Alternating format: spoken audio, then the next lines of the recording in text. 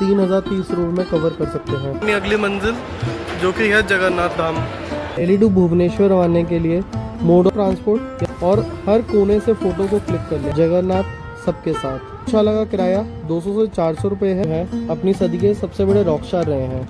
ये रथ यात्रा में के बारे में तो 2 मिनट की दूरी पे ही रह जाता है। पूरे विश्व के अंदर 2 से 3 ही मंदिर हैं और शिवजी जी दोनों लिंग रूप में विराजमान हैं।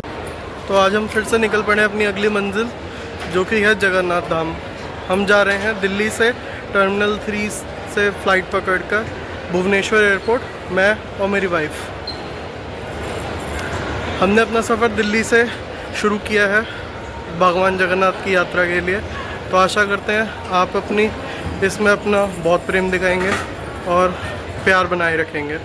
जय जगन्नाथ। दिल्ली से हमने अपनी फ़्लाइट तकरीबन 6 बजे करीब ली थी और हम भुवनेश्वर पहुंचेंगे 8:30 बजे। हमारा प्लान कुछ इसी हिसाब से था कि हमने पुरी में जाके ही स्टे करना था और हमारे भुवनेश्वर टू पुरी के लिए हमने रेंटेड कार ऑलरेडी बुक कर रखी थी। उसके बारे में मैं आपको बताऊंगा। टाइम का पता ही नहीं चला कैसे हम दिल्ली से फ्लाई कर भुवनेश्वर पहुंच गए, हमें एहसास ही नहीं हुआ क्योंकि कुल टाइम 2 घंटे का ही तो था।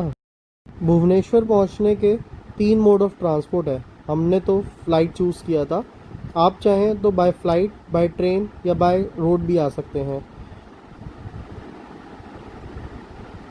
अगर तो आप बाय ट्रेन आते हैं तो आपको नई दिल्ली रेलवे स्टेशन से ट्रेन मिलेगी जो कि आपको भुवनेश्वर के रेलवे स्टेशन पर उतारेगा। दिल्ली टू भुवनेश्वर आने के लिए मोड ऑफ ट्रांसपोर्ट या तो आप बाय ट्रेन आएंगे या flight by road. By train आते हैं तो उसका किराया स्लीपर के अंदर 800 रुपये है, थर्ड एसी के अंदर 2000 रुपये, फर्स्ट एसी के अंदर 4900 और टाइम लगेगा 26 से 30 घंटे। फ़्लाइट का यही किराया 5 से 6000 रुपये है 203 घंटे के लिए। रोड का तो आपको पता ही होगा। अब बात करते हैं Bhubaneswar to Puri. Mode of transport या तो बस, टैक्सी या सेल्फ ड्राइव। बस का किराया 80 से 180 रुपये, टैक्सी का किराया 1500 से 2000, टोल टैक्स और पार्किंग अलग। सेल्फ ड्राइव जो है 800 से 5000 रुपये है, डिपेंड करता है आप कैसी कार लेते हैं। मेरी बात को गांठ बांध लें, अगर तो आप सेल्फ ड्राइव ले रहे हैं तो उसकी अच्छे से वीडियो बनाएं और हर कोने से फ़ोटो को क्लिक कर लें। बाद में जाके बहुत दुखी करते हैं लोग।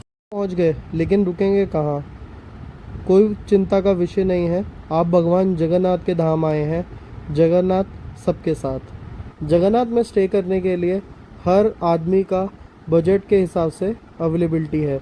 धर्मशाला चाहें तो आपको 150 से 200 रुपये का कमरा भी मिल जाएगा।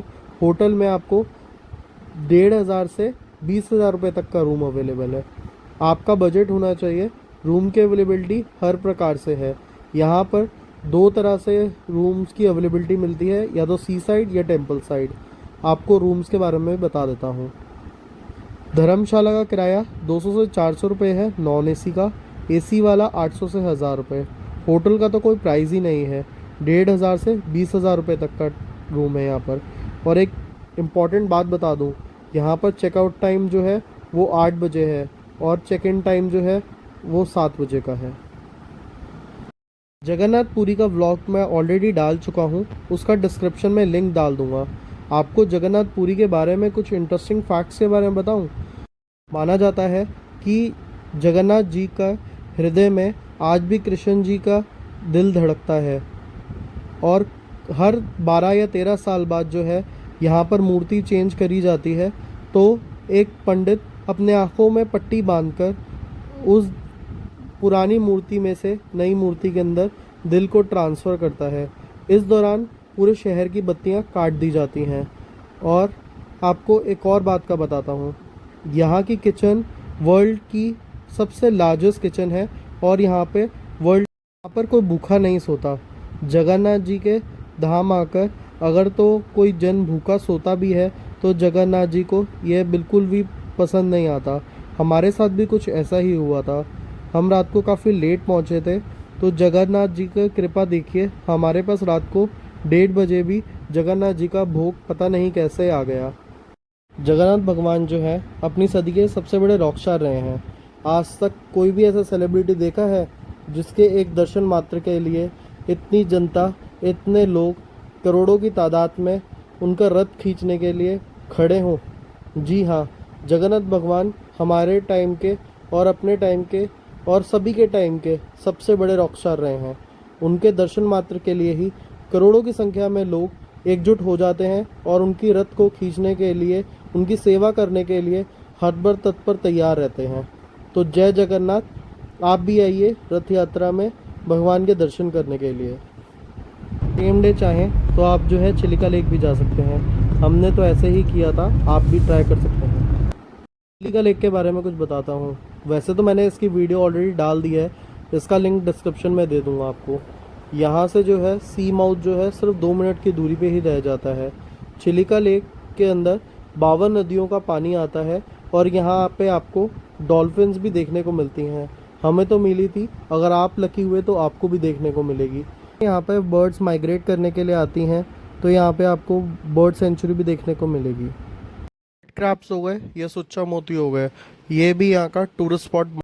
सुबह सुबह ही हम निकल पड़े थे पुरी टू कोणार्क के लिए। पुरी से कोणार्क की तरफ शुरू किया।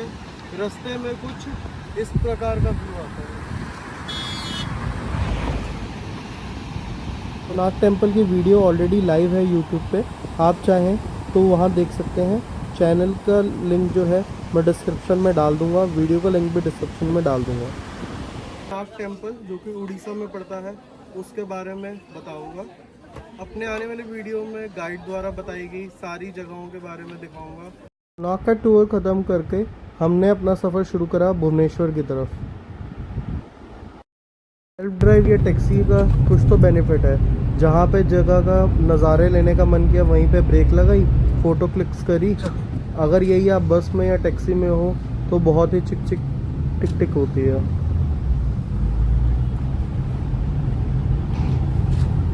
भुवनेश्वर पहुंचने के बाद हमने वहाँ का जूलॉजिकल पार्क भी घूमा। यहाँ पे हमने अलग अलग स्पीशीज़ भी देखी, रेप्टाइल्स भी देखे, जैसे क्रोकोडाइल हो गए, और यहाँ पे हमने वाइल्ड एनिमल्स भी देखे। यहाँ पे टाइगर सफारी, बियर सफारी और डियर सफारी वगैरह भी होती है। आप चाहें तो वो एक्सप्लोर कर सकते हैं। हमने स्तूपा से करी है, आप मेरे देख सकते हैं पीछे। ये शिव मंदिर जो है ये स्तूपा के बिल्कुल पास में ही पड़ता है। जब आप जो है स्तूपा जाते हैं उसके बैक साइड या फ्रंट गेट पर आपको शिव जी के दर्शन होंगे। हर हर महादेव। स्तूपा है तो यहाँ पे आकर ज़रूर बैठें, ये बहुत ही शांत एरिया है। और स्तूपा के बाद हम गए खंडगिरी भी और उदयगिरी केव। यहाँ पर बहुत ज़्यादा चिंपैंजीज़ हैं, तो उनसे बचकर ही रहें। वैसे तो गाइड के अलावा आपको कुछ यहाँ पे समझ नहीं आएगा। मुझे भी कुछ खास समझ में नहीं आया था, इसलिए मैं चिंपैंजी से बच के भागता हुआ वापस आ गया, क्योंकि कुछ मेरे समझ में ही नहीं आ रहा था यहाँ पे। इसके बाद हम गए 64 योगिनी मंदिर। माना जाता है पूरे विश्व के अंदर 2 से 3 ही मंदिर हैं 64 योगिनी के। इनकी भी कथा है, आप मेरे चिंतपूर्णी वाले व्लॉग में देख सकेंगे। शिवलिंग थोड़ा अलग था, यहाँ का शिवलिंग स्क्वायर शेप का था। उसके बाद हम गए परशुरामेश्वर टेम्पल। यहाँ के टेम्पल में अलग ही तरह की विचित्र मूर्तियाँ बनी हुई हैं। शिवजी जी के तांडव स्वरूप में अलग अलग रूप में यहाँ पर मूर्तियाँ स्थापित हैं। इसके बाद हम गए लिंगराज टेम्पल। यहाँ की भी अलग मान्यता है। यहाँ पर विष्णु जी और शिवजी जी दोनों लिंग रूप में विराजमान हैं। देख पा रहे हैं यह मंदिर की स्थापना 11वीं सदी के अंदर हुई थी। और लिंगराज मंदिर का जो वीडियो है वो नेक्स्ट वीक लाइव होगा। मीनवाइल मैं आपको यहाँ के इंटरेस्टिंग फैक्ट्स के बारे में बताता हूँ। यहाँ पर शिवजी जी और विष्णु जी एकार्थ रूप में, लिंग रूप में विराजमान हैं। यहाँ पर आपको शिवजी जी और विष्णु जी दोनों के दर्शन होंगे। आप देख सकते हैं शिवजी जी और विष्णु जी के दर्शन कीजिए। जो ट्रैवल करना है, टोटल एक्सपेंस के बारे में आपको बताता हूँ। बाय ट्रेन अगर आप भुवनेश्वर आते हैं तो 760 रुपये लगेंगे। भुवनेश्वर टू पुरी बस के अंदर 80 रुपये लगेंगे। पुरी का स्टे 300 रुपये। पुरी टू कोणार्क बाय बस 30 रुपये। कोणार्क टू बाय भुवनेश्वर 100 रुपये। लोकल के एक्सपेंसेस जैसे कि आपको कोणार्क में कहीं घूमने जाना है या भुवनेश्वर में कहीं घूमने जाना है या पुरी में कहीं घूमने जाना है तो 500 रुपये। भुवनेश्वर का स्टे 500 रुपये। भुवनेश्वर टू दिल्ली 760 रुपये। टोटल हुआ 3030 रुपये। तो अगर आप दिल्ली से गोल्डन ट्रायंगल को कवर करना चाहते हैं उड़ीसा के, तो अब आप सिर्फ 3030 रुपये में कवर कर सकते हैं। खाना पीना आपके अपनी नीड के हिसाब से है। अब बात आती है हमने 2 पर्सन होकर कितना खर्चा किया। दिल्ली टू भुवनेश्वर की फ़्लाइट हमें 5000 रुपये पर पर्सन पड़ी। सेल्फ ड्राइव का रेंट जो था वो 1800 रुपये 3 दिन का था। पूरी का स्टे जो है हमारा 1500 रुपये का था। चिलिका लेक बोट राइड के हमने 1800 रुपये दिए, जिसके अंदर गाइड इंक्लूडेड था और सिर्फ 2 ही बंदे गए थे बोट के अंदर। टोल टैक्स के हमारे 300 रुपये लगे। पेट्रोल के लिए हमारा 1800 रुपये लगे टोटल। ज़ू में हमने 800 रुपये दिए थे इंक्लूडिंग गाइड। भुवनेश्वर का स्टे 800 रुपये था और भुवनेश्वर टू दिल्ली की फ़्लाइट जो थी हमारी 5000 में बुक हुई थी। टोटल हुआ हमारा 18,800 रुपये। और इसके अंदर अगर तो मैं दूसरे बंदे की फ़्लाइट के टिकट से ऐड कर लूँ तो 28,000 रुपये के करीब हमारा टोटल बैठा था। वीडियो पसंद आई हो तो लाइक सब्सक्राइब करके हमें मोटिवेट करें और हमारा इंस्टाग्राम चैनल ज़रूर फॉलो कीजिए नए नए अपडेट्स के लिए। कोई भी गलती हो गई हो तो उसके लिए माफ़ी चाहता हूँ अभी से। धन्यवाद।